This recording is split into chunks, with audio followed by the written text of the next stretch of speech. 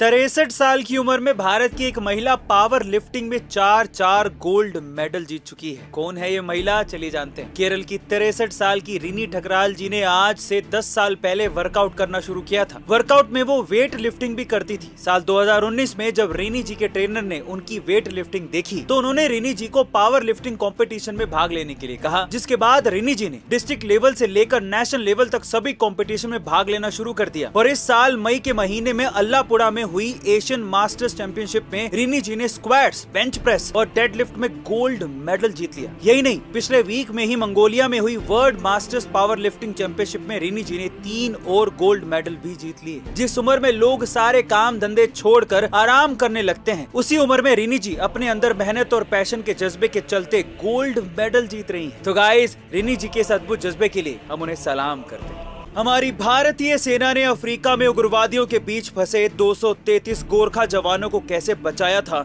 और कैसे उन्हें सही सलामत भारत वापस लेकर आई थी, चलिए जानते हैं। दरअसल ये बात है 2 मई सन 2000 की, जब दक्षिण अफ्रीका के सिएरा लियोन में RUF के उग्रवादियों ने उत्पात मचा रखा था। इसे रोकने के लिए UN ने वहां शांति सेना भेजी थी, जिसमें भारत के गोरखा रेजिमेंट की 2 सैन्य टुकड़ियां भी शामिल थी। ये 2 टुकड़ियां सिएरा लियोन के केलाहू में तैनात थी, जो उग्रवादियों का गढ़ माना जाता है। शुरुआत में उग्रवादी सरेंडर करने के लिए मान गए थे, लेकिन जब सरेंडर करने का समय आया तो उन्होंने भारतीय सेना की इन 2 टुकड़ियों को ही बंधक बना लिया। जिसके बाद 12 जुलाई सन 2000 को ऑपरेशन खुखरी के तहत भारतीय वायुसेना, ब्रिटेन की रॉयल एयरफोर्स और UN की शांति सेना में तैनात जवानों ने मिलकर RUF के उग्रवादियों पर जोरदार हमला कर दिया और 70 से भी ज्यादा उग्रवादियों को मार गिराया। साथ ही 60 दिन से बंधक बने सभी गोरखा जवानों को सही सलामत भारत वापस लेकर आ गए। गाइस, क्या इसके पहले तक ऑपरेशन खुखरी के बारे में आप जानते थे? और अगर नहीं तो कमेंट सेक्शन में जरूर लिखिएगा। अगर आपके आसपास के सरकारी अस्पताल में आपको समय रहते इलाज और फ्री में मेडिसिन नहीं मिल पा रही है तो इस अधिकार के बारे में जान लीजिए, आपको बहुत फायदा होगा। दरअसल सुप्रीम कोर्ट के मुताबिक संविधान के अनुच्छेद 21 के अनुसार देश के हर एक नागरिक को ये मूलभूत अधिकार प्राप्त है कि उसे सरकारी अस्पताल में समय पर इलाज और फ्री में मेडिसिन दी जाएगी। यही नहीं, सरकारी अस्पताल में मौजूद डॉक्टर आपको वही मेडिसिन देगा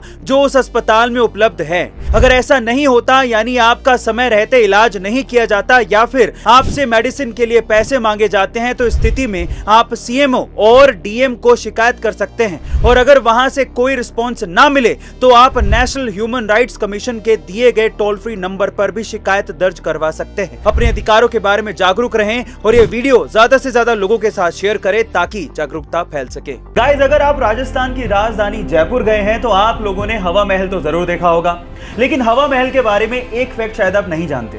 पूरी ही दुनिया में हवा महल इकलौती ऐसी बहुमंजिला इमारत है जिसकी नींव है ही नहीं, यानी कि इतनी बड़ी बिल्डिंग बिना नींव के खड़ी है। इसके आगे की वॉल की मोटाई 8 इंच है, जिसके सहारे 5 मंजिला इमारत को खड़ा किया गया है। पूरी ही दुनिया में ऐसा आर्किटेक्चर का बेहतरीन नमूना शायद ही आपको देखने को मिले, जहां पर इतनी बड़ी बिल्डिंग फ्लैट सरफेस पर सालों से खड़ी है।